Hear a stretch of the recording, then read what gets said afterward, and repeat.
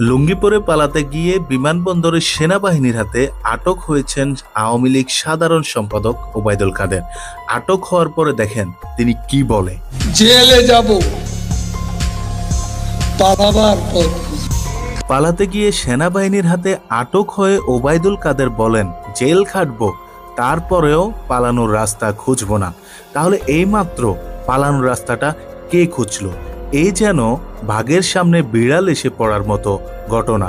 এদেশ থেকে পালাবো না যারা মুসলেকা দিয়ে। পালাতে গিয়ে পালাতে না পেরে এখন সাংবাদিকদের সামনে এমন বক্তব্য দিচ্ছেন ওবায়দুল কাদের কাকা।